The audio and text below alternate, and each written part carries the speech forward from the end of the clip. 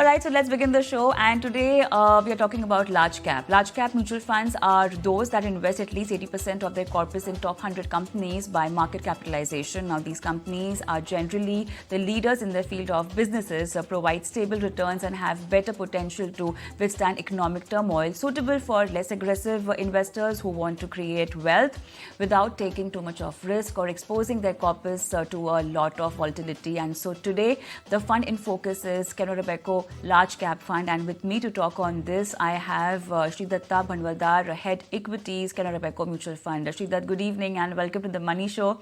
And before I shoot you the questions regarding the fund, I want to understand your understanding of the market currently. We started last week. Initial days were like there was a lot of fear in the market and a lot of uncertainty, but then market obviously shrugged all of that. And today also we've seen that the markets almost in a good zone. But going ahead from now, we have the festive season, which could be a trigger. But apart from that, there are no major triggers to give a direction to the market. But how are you reading it right now at this current levels? Good evening, Kavita. Thanks for having us on the show. The current environment is actually characterized by two things. Extremely challenging global and complex global environment. The geopolitics of Israel, Gaza has actually added to it, and an environment which is domestically present where the growth, macros, and earnings is not so much of a challenge. At least as of now, we are not faced any growth moderation. And to that extent, we continue to outperform. Having said that, how we are looking at this environment is you have to look at it in terms of how the expectations have built in. Typically, if you actually step back and start thinking about how typically the global growth environment eventually has played out in Indian growth rates, the history suggests that there is a high correlation, which means if the Europe, China has slowed down and eventually US is likely to slow down, growth moderation at least at some point in time is on card. The energy prices have actually again gone back to a higher level of $90, and with the geopolitics, it might sustain or create challenges there. And we have a political event domestically over next 2 quarters, 3 quarters. If you look at all these things, and if you look at how CYTD returns have been, how the expectation built up is in terms of the earnings estimates, which is what eventually gets reflected in stock prices. It seems that the Indian investor generally seem to be far more optimistic, and there is at the margin disregard for the global risks or macro risks or commodity side risks or even political risks, which is on horizon.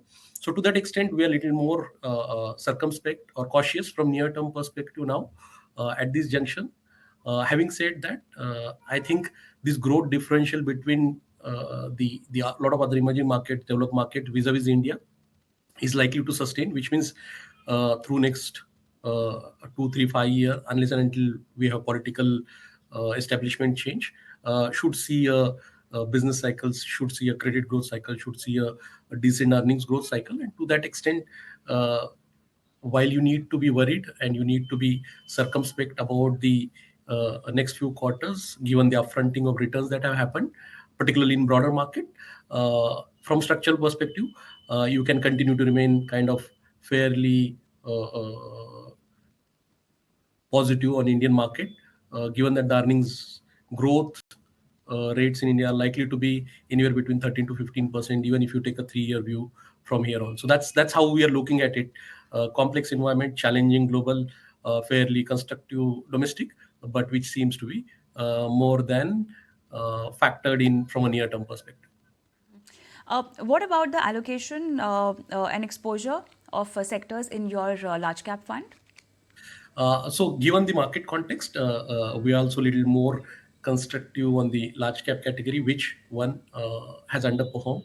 The earnings growth are still relatively reasonable. They are not as good as in some of the broader market categories, but they are reasonable. And the valuations are attractive. In our portfolio, we have effectively financials, industrials, consumer discretionary, auto, part of retail jewelry, hospitals, hotels, and telecom. These as overweight sectors. Predominantly, the domestic cyclicals is the place where the earning cycle is good, and that's where portfolio is overweight on. The portfolio is underweight on energy, commodities, and at the margin IT also. Fully invested, or are you holding up cash? We are not typically, we don't hold more than 5% cash. I think if you look at through cycle experiences with holding cash, and already if the investor has taken that call of allocating money, we don't want to actually add the complexity by holding on to cash, because typically you tend to hold cash if you're sure about certain event which is likely to happen in a given time frame. While there are a lot of moving parts in macro and micro, I don't think you can actually pinpoint and say, okay, this is something that is likely to happen in next a month or two. And to that extent, there is no point actually holding on cash. So we are not holding much of a cash, about 4.5% cash. Do you think it's time for active large caps to come under spotlight?